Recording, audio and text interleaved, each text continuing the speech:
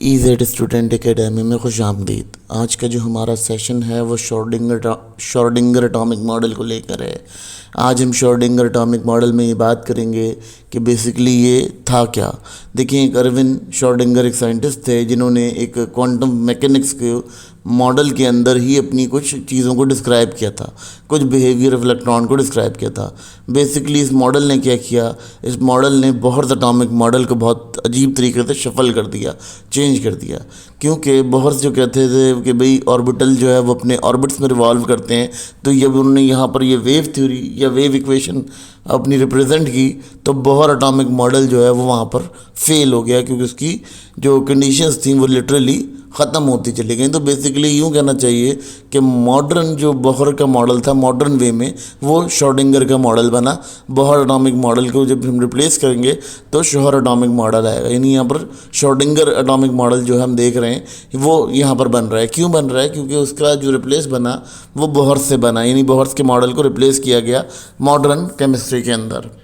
अब जो है शॉर्डिंगर ने सबसे पहली जो बात की वो की कि जी आपका जो इलेक्ट्रॉन है उसके अंदर एक वेव नेचर है, वो वेव नेचर रखता है। उस वेव नेचर की वजह से क्या है, उसकी बहुत सारी एंटिटीज़ क्रिएट की उसने, यानी उसके कन्फ्यूजन्स जो थी वो क्लियर की। अब उसने क्या कहा, उसने पार्टिकल्स जो हैं वो पॉइंट पार्टिकल नहीं होते, बल्कि वो एक वेव के अकॉर्डिंग एक दूसरे के गिर्द घूम रहे होते हैं। फिर अगर हम इसको यूँ समझ लेते हैं कि अगर हम इसका प्रिंसिपल अप्लाई करते हैं वेव मैकेनिक्स के ऊपर, तो वहाँ हमें ये समझ में आता है कि क्वांटम नेचर जो है वो बहुत अच्छी से डिस्क्राइब करती है इलेक्ट्रॉन को किसी भी मौजूदा वजूहात के अंदर। यानी वजूहात, बहुत सारी वजूहात होती हैं, जैसे हम उसको वजूहात क्रिएट कर सकते हैं। तो यहाँ अगर शॉर्डिंगर की बात करें तो वो बेसिकली उसको कंफर्म करता है, उसकी जो जो कमियां रह गई थी, जो क्वांटम की कमियां रह गई थी, जो क्वांटम मैकेनिकल मॉडल की जो कमी रह गई थी, उसको शॉर्डिंगर मॉडल जो है वो प्योरीफाई कर रहा है, कंप्लीट कर रहा है। ठीक है,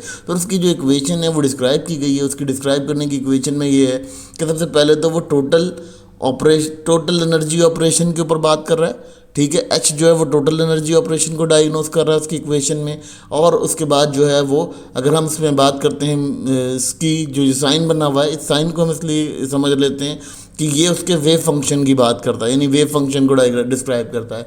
फिर उसके बाद हम अगर बात कर लेते हैं यहाँ पर, तो इसकी जो इन्फॉर्मेशन है वो इलेक्ट्रॉन से रिलेटेड है। फिर उसके बाद क्या होता है, ई जो है यहाँ पर इसलिए डोनेट किया जा रहा है कि वो total energy of the system है, यानी इसको हम total energy of the system describe कर सकते हैं।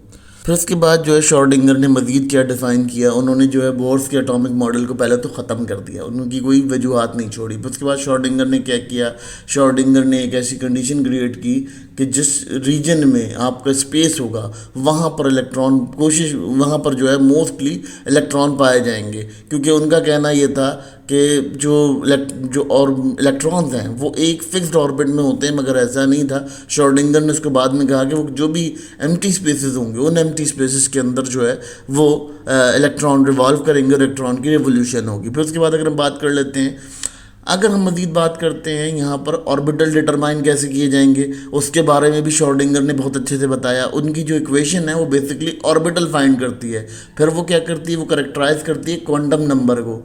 ठीक है, और इसके अलावा ये क्या करती है, ये प्रिंसिपल ऑफ क्वांटम नंबर के साथ एनर्जी लेवल्स को भी इलेक्ट्रॉन की अकॉर्डिंग डायग्नोस करती है। फिर ये एंगुलर क्वांटम नंबर्स को भी डिस्कस करती है। फिर उसके बाद ये अगर बात कर लेते हैं, शेप ऑफ द ऑर्बिटल भी बता सकती है आपको इस इक्वेशन के। ये बड़े बेनिफिट्स थे। फिर उसके बाद ये मैग्नेटिक क्वांटम नंबर, अगर हम मैग्नेटिक क्वांटम नंबर की तरफ जाएं या हम उसको भी फाइंड करने की कोशिश करें तो वो भी हमें ऐसी स्पेस से मिलेगा जहाँ ये ऑर्बिटल स्पेस क्रिएट कर रहा है, जहाँ इसका खाली स्पेस चल रहा है। फिर क्या कहते हैं कि जो स्पाइन क्वांटम नंबर है, यानी जो स्पाइन क्वांटम नंबर है वो भी इलेक्ट्रॉन की स्पाइन डायरेक्शन से ही मालूम किया जा सकता है। ये भी इनकी बड़ी इंपॉर्टेंट एक एवेल्यूशन हुई केमिस्ट्री की फील्ड के अंदर। इनकी जो थ्योरी थी, इसके एडवांटेजेस क्या थे? इनके एडवांटेजेस ये थे कि इन्होंने एक्यूरेटली आइटम को डिस्क्राइब किया। फिर उसके बाद उन्होंने एक इलेक्ट्रॉन को कई इलेक्ट्रॉन में डिस्क्राइब किया। फिर उसके बाद उन्होंने एक मुकम्मल जो शेप था उसे एक्सप्लेन किया। फिर उसकी जो ऑर्बिट्स थे उसका भी शेप्स बड़े अच्छे से वाजे किया। फिर उसके बाद अगर हम बात कर लेते हैं, यहाँ पर इन्होंने बहुत थ्योरेटिकल वे में फ्रेमवर्क फॉर केमिकल बॉन्डिंग भी प्रोवाइड किया। ठीक है, और मॉलिक्यूलर शेप्स भी इसके बहुत ज़्यादा इन्होंने वाज़े किए, क्योंकि इनकी थ्योरी ने ये तमाम चीज़ें बहुत अच्छे से प्रिडिक्ट की, जो लोगों के ऊपर इसका एक समझ लेते हैं कि इसका एक रोल प्ले हुआ, तो जिसकी वजह से श्रोडिंगर का जो मॉडल है बहुत ज़्यादा एडवांस रहा और उसकी एडवांटेजेस क्रिएट हुई। अब इसकी जो एप्लीकेशन थी वो कहाँ होती थी वो उसकी बात कर लेते हैं। सबसे पहले जी स्पेक्ट्रोस्कोपी के ऊपर इसका बहुत ज़्यादा एप्लीकेशन हुई, क्योंकि स्पेक्ट्रल लाइन जो है उनके बारे में बहुत ज़्यादा एक्सप्लेनेशन इन्हीं के ही मॉडल से मिल ली। ठीक है, फिर उसके बाद अगर हम बात कर लेते हैं केमिकल बॉन्डिंग में, तो ये केमिकल बॉन्डिंग में जो बॉन्ड एंगल्स बन रहे हैं ये उनको प्रोडिक्ट करने में बड़ा किरदार साबित किया इसने। फिर ये बॉन्ड स्ट्रेंथ को बताने में बड़ी साबित हुई। फिर उसके बाद जो मॉलिक्यूलर ज्योमेट्री थी उसको भी बताने के लिए बड़ा इंपॉर्टेंट इनकी थ्योरी का किरदार रहा, तो ये वहाँ भी बहुत अच्छे से अप्लाई की जाती है, उसको देखा जाता है कि किस तरह से निकाला जाएगा, यानी वो किस तरह से मालूम किया जाएगा।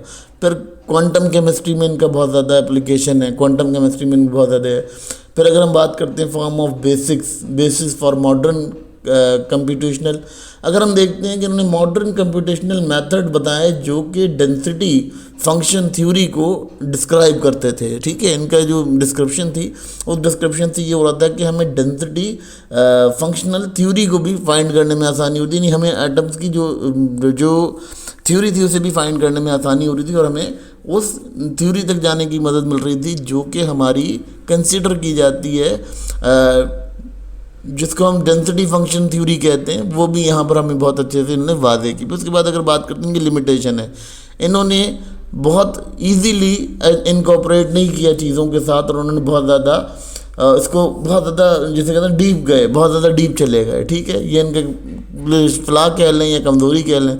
फिर अगर डायरेक्ट इक्वेशन की देखते हैं तो उससे भी इनके कुछ फ्लॉ क्रिएट होते हैं, क्योंकि ये बहुत ज़्यादा ईजी नहीं थे, ये ज़्यादा मुश्किल वे में जा रहे थे। फिर उसके बाद कहते हैं इन्होंने बहुत ज़्यादा कॉम्प्लेक्स कर दिया और मैनी इलेक्ट्रॉन सिस्टम्स को इन्होंने जब डिस्क्राइब किया तो ये कम से कम इनकी अप्रॉक्सीमेशन जो थी वो बिल्कुल एग्जैक्ट नहीं बैठी और ये थोड़ा सा डिस्टर्ब हो गई अपनी जगह से।